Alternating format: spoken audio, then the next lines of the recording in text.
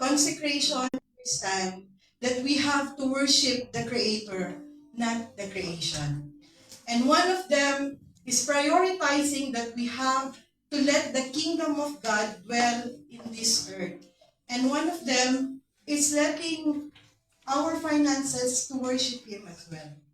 When we are worshiping our God with our finances, we are also magnifying and doing our financial and eternal purpose, which is cultivating the soul of our brothers and sisters and us as well. We have to remember that everything in this land, anything we do, belongs to the Lord. Amen. I have a verse in Leviticus 27:30. It says, "A tithe of everything from the land, whether the grains from the soil, fruits from the trees, belongs to the Lord. It is holy to the Lord." We have to understand na lahat ng meron tayo, our health, our finances, our career, is just a temporary status. The very best and the thing that we can cultivate, yung pong ating eternal na status sa ating Panginoon. And one of them is magnifying His kingdom and advancing His kingdom. So tayo po, i-encourage ko po na bago po tayo, pag tayo po ay nagbibigay sa Panginoon, huwag po tayo maging tiyanin. We have to be very, very generous. Because once and for all, God is very generous to us. We have to give Him back all what we have, because God is not just asking for our money. He's asking for our faithfulness and commitment to Him. So when you give, it's not out of compulsion, but it is because you know that God deserves what you have given.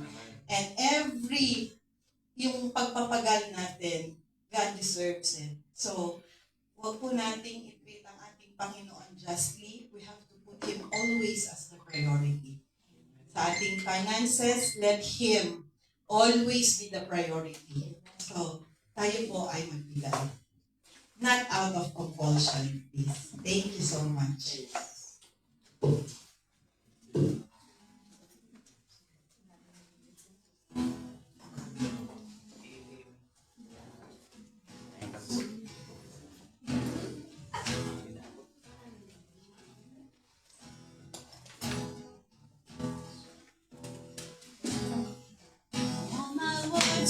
Sure, I got nothing new.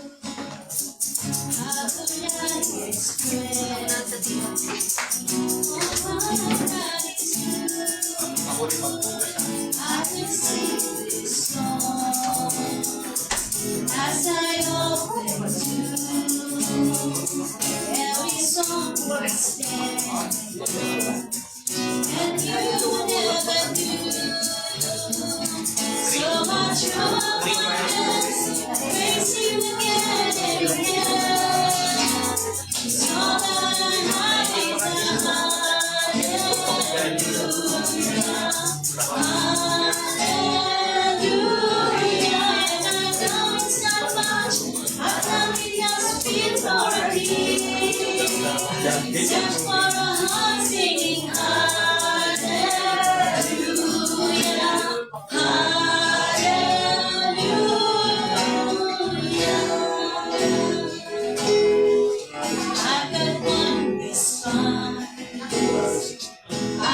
Just one move, with my arms stretched wide, Lord, I worship you. Come on, church. So I throw up my hands and praise you again and again. So that I have is a hallelujah, hallelujah. I know it's not much, I've done it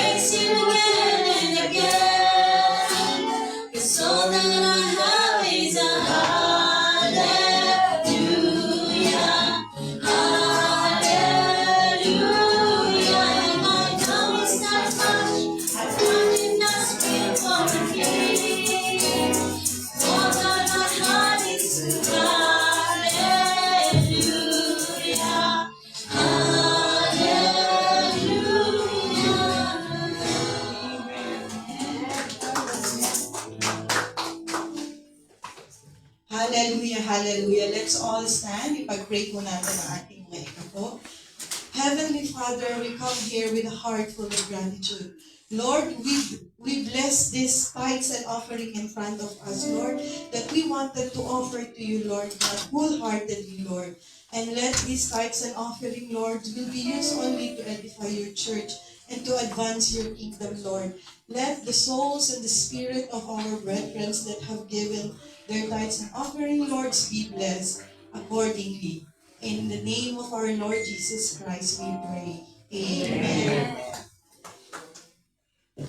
Praise God. Tayo po'y makakaupo muna. At wala po muna tayong testimony for today.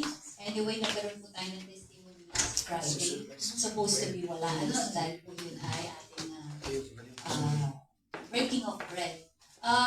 Pagpasensya na po if you have testimony to share today. Just keep it to your heart and you can express it. No? You can declare it next Friday. Dahil meron po kaming mission na tinataangan kami ng Lord. Mamaya po, may mission po sa isang church at kailangan po kami doon. Become an arbiter. Okay, 2:30 po yung meeting. So, mas maaga po tayong matapos, makakain kami bago po kami umalis. Ano? At sige, let us proceed with our announcement po muna. Indeed, I'm so blessed sa message po ni Pastor Bernard. Alam niyo po kami mag-asawa, even we've been Christian since I'm in college, no? 1993. Christian na po ako. But every time po na may tatayo dito, nakikita niyo we are attentive. Because we love to hear the Word of God and at the same time, we are yung knowledge na meron kami, it's not yet enough. No? How much more na yung mga member, bakit hindi nagpapay attention pag may message? Should be. It must be. Kasi bakit? Through this po, na nare-develop yung ating character. Nare-strong po yung ating faith, no? Yung foundation natin. Especially now, yung ating message is about consecration. As we understood it, grabe, makikita nyo how tremendous the power of the Holy Spirit can work through us. Amen. So first announcement po natin is praise and worship. No, every Friday po yan. After ng kainan mamaya ay magkakaroon po ng practice ang ating mga praise and worship team. Hopefully, yung mga kapatid natin na matagal na hindi nakakatayo ay muling makapagpanumbalik sa ating group, no, sa praise and worship team. We miss them. We are praying for them na muling makabalik po sila sa ating team. Amen? At yung po may mga gifts sa pag-awit, sa instrument, you are welcome po to approach our MP, Kuya Arnold Tangkad, senior. Kuya Arnold, siya po ay approach nyo kung gusto nyo pong sumali sa praise and worship hymn. Kanina kumakanta si Kuya Nori sa likod ko. Sabi ko, bakit hindi niya nagbabakap si Kuya Nori? Ganda ng boses si Kuya Nori, no? Maganda rin ang boses niya. Tapos nasa harapan ko pa si Kuya Jomel. Sabi ko, ang ganda rin ang boses ni Kuya Jomel. Bakit hindi sila nagbabakap? Napakaganda ng boses. Malapit na po ako. Okay, so next po for our next announcement. Ang online Bible study po natin kasama ng mga kapatid. Maisingit ko na naman na ako'y mag-praise and worship prayer. Ang ating online Bible study every Monday po. Everyone is excited. Sometimes hindi pa po naka-on yung aking themes. Ay meron na pong nakapasok. So pagbukas namin, nandun na yung mga kapatid. Because really, very exciting yung mga Bible study natin. After nung synopsis of Bible, meron po tayo about leadership. So if you desire to become a leader, kahit hindi po sa loob ng iglesia, pero better, sa loob ng iglesia, leader ka rin sa bahay mo. No? We must be, in every aspect of our life, we should be, kailangan nakikita po tayo as a good leader. Okay? We can be leader of our own world. Okay, for our prayer meeting, every Thursday night po, 8 p.m. hanggang 10. Supposed to be sa ibang lamang po ang prayer meeting. Dito lamang po nangyayari sa Jesus the Great I Am na ang prayer meeting ay 2 oras. Why? Because everyone is excited to share their own life testimony, how the Word of God impacted their lives. No? At pagkatapos po, nagkakaroon tayo ng prayers. Sometimes ay nagiging corporate prayer lang, but lahat po ng mga nasa box na yan ay pinag-pray natin. We invite po, kung meron kayong mga prayer requests, you can message us. Mas maganda kung maisulat niyo po at ilagay ko sa prayer box natin. Amen. Next po, ang ating Friday service every 10:30. Maraming salamat at talaga naman nahihit na po talaga natin ang oras. Maraming salamat po sa ating mga transport ministers. Malaking bagay po kayo talaga. Kasi pag maaga yung transpo, walang magagawa yung susunduin kundi mag-prepare ng maaga. Tama po ba? Para maaga tayo mag-umpisa, marami tayong time na makapag-chika habang nagkakamit sa umaga at pagkatapos makapagkamustahan at marami tayong time pa na makapag-banding up yung during ng lunch natin. Okay po, Friday service, be excited. Next Friday po, it's still about consecration. No, wrap up po ng ating consecration. And then next month, it's about love. Diba? Feb month, but we are not going into tradition. We will talk about heart, but about a new heart that belongs desire. No? Our topic is about new heart. Yun po. So, Kuya Manny, mag-prepare ka na. Sister Dorothy, prepare for that message about new heart. Because we cannot truly love unless we have a new heart. Amen po. So, yan po. May So, kanyang heart na. ayan. Kami po ipag-pray nyo mamaya pag-alis namin at talaga pong bagay po ito. So let us all stand for our closing prayer. Hallelujah, hallelujah. Let's give our Lord the love na deserve natin. All the glory, all the praise and worship po na kailangan ng Panginoon sapagkat indeed even our worship are not enough to express how grateful are we in everything that God has done in our life. Lord, thank you. And thank you for a wonderful message that you have shared today. Indeed, O Lord, consecration is not one-time event. It is a daily, a lifestyle requirement for us to continually to consecrate as we follow the leading of the Holy Spirit. Lord, this is the kind of heart that you are pleased with. Thank you so much. May we have that kind of heart of God.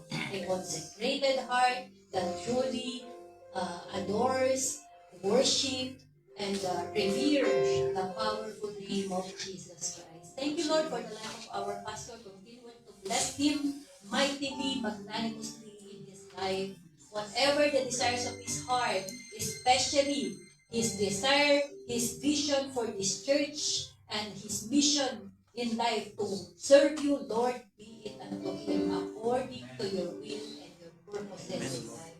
Hallelujah. Bless him mightily with good health, with long life, and long and satisfied life, O Lord, in Jesus' name. Continually pour out the anointing, the knowledge, the wisdom, and fresh revelation, Panginoon, that coming from the Holy Spirit. Be upon him in Jesus' name. Bless his family. Bless his children. Bless his plans, O God, in Jesus' name. And Lord, bless every brethren, Lord, in the mighty name of Jesus, who have heard the message today. May it soak in their heart, O Lord God. Be planted and grow. Be rooted, O Lord God. So we may live according to your words, O God. So we can experience the power of your anointing, the power of the Holy Spirit, the manifestation of your blessing in our life. Lord, thank you so much for the message. And Lord, we declare that victory is at hand. Victory, Panginoon, is our life because we are fighting from victory, not fighting for victory. Because we are already a conqueror, we are already a victorious. Thank you, Lord. Thank you, Father. Salamat din, Panginoon, sa lahat ng nag-minister today, from the presider, sa opening prayer, sa tithes and offering, maging, Panginoon, sa aming mga worship team, gayon din, Panginoon, sa nagluto sa kitchen namin, and all the transporters, O Lord God, even, Panginoon, every people who help, Panginoon, sa pagsiserve, O Lord God, sa pag-aayos ng mga upuan, pagpupulot ng maliliit na mga tissues, O Lord God, pag-maintain ng kalinisan ng bahay na ito, Lord, bless them, O God. Truly, Lord, we claim victory in Jesus' name. Can everyone raise their hands for the benediction? Hallelujah. The Lord has blessed you. The Lord face shine upon you. The Lord countenance be lifted on you and give you grace, give you peace, give you joy. The Lord says you are blessed and truly blessed. You will become a blessing to others. The Lord says that whatever your hands touches, it will prosper. The Lord said, where your feet is set upon, it will become your territory. The Lord says He's going to restore your health. You are healed in the name of Jesus. Every kind of diseases, we rebuke them in Jesus' name. And we declare that healing is our portion in Jesus' name. Hallelujah. The Lord says that He is going to bless your children. Your children will be mighty in the land. They will have a good future in Jesus' name. The Lord says He will restore your health, He will restore your youth, and He will restore your strength like an eagle. So you can continually serve in the temple of the Lord. Hallelujah. Hallelujah. Receive the blessing. Receive the love of the Father, the grace of the Lord of Jesus Christ, and the sweet communion of the Holy Spirit be with us now and forevermore. Amen. Picture. Lunahan.